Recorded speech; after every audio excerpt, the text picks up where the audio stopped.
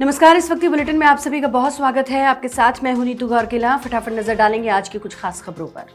Bulletin की शुरुआत करते हैं दिल्ली की खबर के साथ, क्योंकि आज से ही दिल्ली विधानसभा का सत्र शुरू हो रहा है और दिल्ली वालों की निगाहें इस बात पर टिकी हैं कि जो नई मुख्यमंत्री बनी है आतिशी मार्लेना, उनका इसमें क्या कुछ कदम रहेगा, क्या कदम वो उठाएंगी।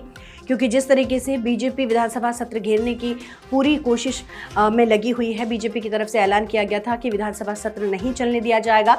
और ऐसे में दूसरी बार सवाल ये भी उठ रहा है कि क्या जिस तरीके से उन्होंने सीएम की कुर्सी खाली छोड़ी थी, क्या विधानसभा में भी वो कुर्सी खाली छोड़ेंगी। आम आदमी पार्टी और भारतीय जनता पार्टी दोनों ही विधानसभा के विशेष सत्र के लिए तैयार हैं, जो आज से शुरू होने जा रहा है और 11 बजे से ये सत्र शुरू होगा। ये मुख्यमंत्री के रूप में आतिशी का पहला सत्र होगा और 2013 के बाद से सिर्फ एक विधायक के तौर पर अरविंद केजरीवाल का भी पहला सत्र है। सत्र शुरू होने के बाद विशेष उल्लेख होंगे, जिसके तहत विधायक अध्यक्ष की इजाजत के बाद शहर और उनके क्षेत्रों से जुड़े मुद्दों को उठाएंगे। विधानसभा सत्र में बीजेपी सरकार को घेरने की तैयारी में है। ये सत्र इसलिए भी खास होगा क्योंकि आतिशी सदन की नेता होंगी, वहीं अरविंद केजरीवाल महज एक विधायक की तरह सदन में मौजूद रहेंगे। विधानसभा में ये भी देखना दिलचस्प होगा कि आतिशी पूर्व सीएम केजरीवाल की कुर्सी पर बैठेंगी या उसे मुख्यमंत्री कार्यालय की तरह खाली छोड़ेंगी। दिल्ली में नवंबर-दिसंबर के महीने में पॉल्यूशन काफ़ी ज़्यादा बढ़ जाता है और इसे कम करने के लिए नई मुख्यमंत्री आतिशी ने भी कदम उठा लिया है। जी हाँ, ये कहा जा रहा है कि ऑड इवन फिर से शुरू किया जाएगा दिल्ली में, जिससे कि जो पॉल्यूशन बढ़ रहा है उसे कंट्रोल किया जा सके। दिल्ली में हर साल अक्टूबर और नवंबर-दिसंबर में बढ़ने वाले प्रदूषण को रोकने के लिए दिल्ली सरकार विंटर एक्शन प्लान पर काम कर रही है। दिल्ली में प्रदूषण बढ़ने पर फिर से ऑड इवन लागू किया जा सकता है। दिल्ली के पर्यावरण मंत्री गोपाल राय ने कहा कि एनसीआर के राज्यों में बढ़ने वाले प्रदूषण पर दिल्ली में प्रभाव पड़ता है। प्रदूषण के स्तर को कम करने के लिए केंद्र सरकार की भी जरूरत हमें पड़ती है।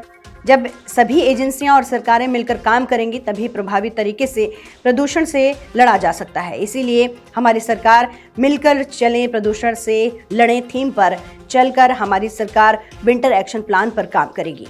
बढ़ते हैं आगे। अब बात करेंगे पंजाब के पटियाला की, क्योंकि पटियाला की लॉ यूनिवर्सिटी में छात्र पिछले कुछ दिनों से प्रदर्शन कर रहे हैं। प्रोटेस्ट यहाँ पर किया जा रहा है और छात्रों की तरफ से मांग की जा रही है कि वाइस चांसलर का इस्तीफा लिया जाए। दरअसल वाइस चांसलर ने गर्ल्स हॉस्टल का दौरा किया था और इस दौरान उन्होंने जो वहाँ पे फीमेल स्टूडेंट्स थी उनके कपड़ों पर टिप्पणी की थी। पंजाब के पटियाला स्थित Rajiv Gandhi national law university में विवाद बढ़ गया है। बिना पूर्व सूचना के वाइस चांसलर ने गर्ल्स हॉस्टल का दौरा किया और छात्राओं के कपड़ों पर टिप्पणी की, जिसे लेकर बवाल मचा है। छात्राओं का कहना है कि वीसी ने अचानक उनके कमरों में आकर कपड़ों पर कमेंट किया। उन्हें कहा गया कि छोटे कपड़े क्यों पहनती हो। दरअसल मंगलवार को छात्राओं का विरोध प्रदर्शन तीसरे दिन भी जारी रहा, जिसमें प्रदर्शनकारियों ने यूनिवर्सिटी के गेट पर एक तंबू लगाकर धरना दिया। उन्होंने वीसी के इस्तीफे की मांग करते हुए पीछे हटने से इनकार कर दिया है। यूनिवर्सिटी ने छुट्टी की घोषणा की है, लेकिन छात्राओं ने अपने विरोध को खत्म करने से इनकार कर दिया है। वहीं अभी तक कोई पुलिस शिकायत दर्ज नहीं की गई है। छात्राएं वीसी के इस्तीफे की अपनी मांग पर अड़ी हुई हैं। यूनिवर्सिटी में इस तरह की पहली घटना है। प्रशासन मामले को सुलझाने की कोशिश कर रहा है। बढ़ते आगे। सितंबर का महीना खत्म होने को है, लेकिन जो मौसम है उसमें भी कई सारे बदलाव देखे जा रहे हैं। कभी कभी बारिश हो रही है तो कभी उमस और गर्मी से लोग बेहाल हैं। बात करेंगे दिल्ली की। दिल्ली में उमस भरी गर्मी से लोग काफ़ी परेशान हैं और हालांकि पिछले कुछ दिनों में बारिश यहाँ पर ज़रूर हुई है, जिससे मौसम सुहाना हो गया था, लेकिन एक बार फिर से गर्मी और उमस ने लोगों को परेशान किया है।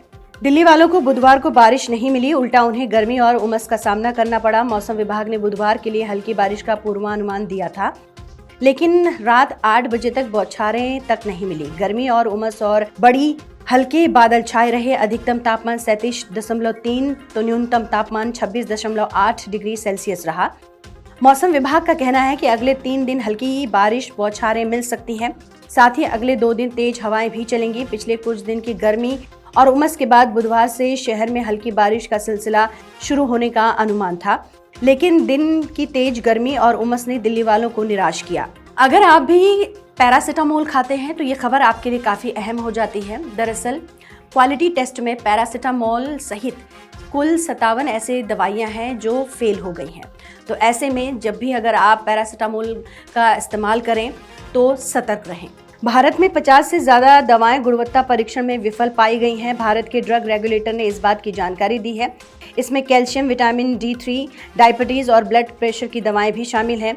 भारत के ड्रग रेगुलेटर ने कैल्शियम और vitamin D supplements, anti diabetic pills और हाई ब्लड प्रेशर दवाओं सहित 53 ड्रग्स को क्वालिटी टेस्ट में फेल करार दिया है। इनमें कई नामी कंपनियों की दवाएं भी शामिल हैं। CDSCO ने 50 से ज्यादा दवाओं को खराब क्वालिटी का पाया है। इनमें कैल्शियम और विटामिन D3 सप्लीमेंट, डायबिटीज की गोलियां और हाई ब्लड प्रेशर की दवाएं शामिल हैं। हर महीने होने वाले रैंडम सैंपलिंग में ये दवाएं खराब पाई गई हैं, जिसमें पैरासिटामोल भी शामिल है। दरअसल भारत में पैरासिटामोल का इस्तेमाल कुछ ज़्यादा होता है, इसलिए पैरासिटामोल यूज़ करने वाले या पैरासिटामोल टैबलेट लेने वालों को ज़रा सतर्क रहने की ज़रूरत है। ये थी आज की वो अहम खबरें जिन पर पूरे दिन भर हमारी नज़र बनी रहेगी और इन खबरों से जुड़ी हुई अपडेट भी आप तक पहुंचती रहेगी।